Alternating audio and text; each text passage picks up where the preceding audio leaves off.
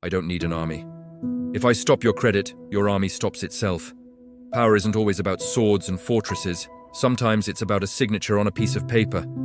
In 15th century Florence, a new kind of power was rising, not from the battlefield, but from a simple wooden bench, the banker. This is the story of how a merchant of wool became the master of kings, a man who understood that true wealth wasn't gold, but information. It all started here, in the bustling piazzas of Florence. We were members of the Arte del Cambio, the guild of money changers. We took the profits from fine Florentine wool and turned them into something far more potent, finance.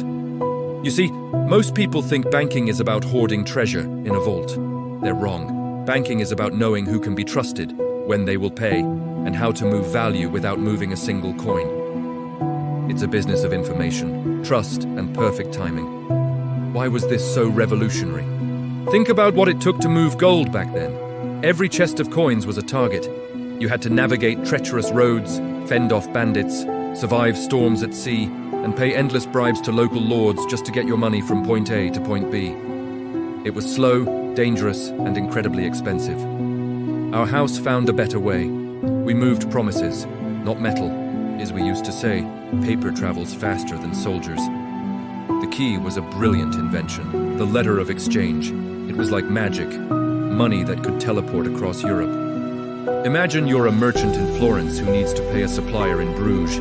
Instead of loading a mule with gold, you come to my counting house. You give me your florins, and I give you a sealed letter, a bill of exchange, addressed to my partner branch in Bruges. Your man travels north with only that piece of paper. Once in Bruges, he presents the letter, and my partner pays him in the local currency. No gold ever made the dangerous journey. The actual settlement, the balancing of our ledgers, happens later, at the great European trade fairs. This entire system was built on a stack of trust. The wax seal on the letter, my signature, the reputation of my house, and the guarantee of my entire family name. Of course, the church had strong opinions about our business. They banned usury, the sin of charging interest on a loan. A problem for some, but an opportunity for us. We didn't charge for the time you used our money. No, we charged for distance and risk. Our profit came from the subtle differences in exchange rates between Florence and London, or from the fees we charged for the service. A merchant was more than happy to pay our rate if it meant his fortune was at the bottom of the English Channel or in a Bandit-S saddlebag. But how did we manage all this risk? With another Florentine innovation, double-entry bookkeeping. To an outsider, this ledger looks like a boring list of names and numbers. To me, it's an X-ray into the financial soul of Europe. Here in these columns of debit and credit, I see everything. I see the seasonal flow of grain from Sicily.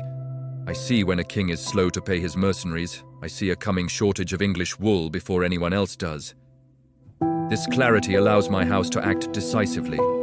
We know when to extend more credit, when to pull back, and even when to quietly steer prices in our favor. Our power wasn't confined to Florence.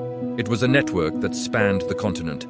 From our headquarters here, we had branches in Rome, Venice, Bruges, London, and Avignon. An army of couriers on horseback carried our letters, our intelligence, and our influence. Where my letter of exchange was believed, my money had already arrived. I remember once, a rival house was brought to its knees simply because their courier from Lyon was delayed by a week. The market smelled weakness, and by the time their letters arrived, their credit was already gone. Our most important client? The Pope himself. The Church was the largest organization in Europe, with tithes, fees, and indulgences streaming in from every corner of Christendom. But this income was unpredictable. The Pope needed cash now, to fund everything from the candles in St. Peter's to the armies fighting in the Papal States. We provided that liquidity. We gave the Holy Father cash advances against future income, bridging the gap between today's needs and tomorrow's revenues. As we knew well, saints need candles and armies need bread. This control over the flow of money gave us a quiet but absolute power. Let me tell you about a certain prince, arrogant and late on his payments. I didn't send soldiers.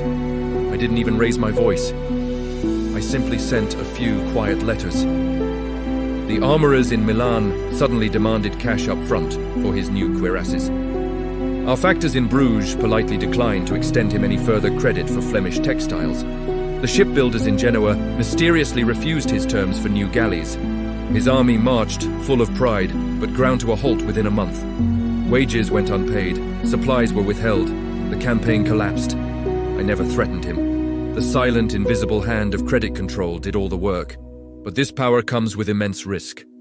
We all remember the stories of the great Florentine banking houses that came before us, the Bardi, the Peruzzi, brought down when a single powerful king defaulted on his loans. The lesson was clear: never overreach. Survival depends on prudence. We keep our exposures to any single client small. We settle our accounts quickly. We maintain large cash reserves, and we always ensure we have political protection. When one crown defaults, others can wobble in a chain reaction we call contagion. We must be the firewall. In the end, gold is just heavy metal. Reputation, belief. That is the real treasure. This seal, this signature, the name of a house that has never failed to honor its promises. This is true wealth. Gold can be stolen, but trust must be earned. And if that trust ever cracks, the grandest palaces become little more than empty, worthless boxes. This is why our patronage of the arts, of hospitals and libraries, isn't simple charity. It's policy. A magnificent chapel by a famous artist can soften public opinion. A hospital that cares for the city's poor buys goodwill that can't be measured in florins. A city that loves your name will defend your ledger. So when I count my wealth, I don't count stacks of coins. I count the number of doors that open when my letter arrives. I count the number of knees that bend when I quietly announce that the rate has changed. Credit is permission. And when you have the power to grant it, you also have the power to take it away. Take it away, and kings starve.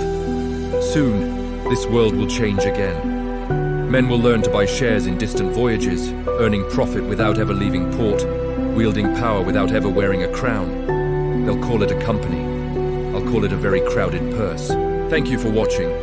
If you found this journey into the past insightful, please like this video and subscribe for more stories about the hidden forces that shape our world. We'll see you next time.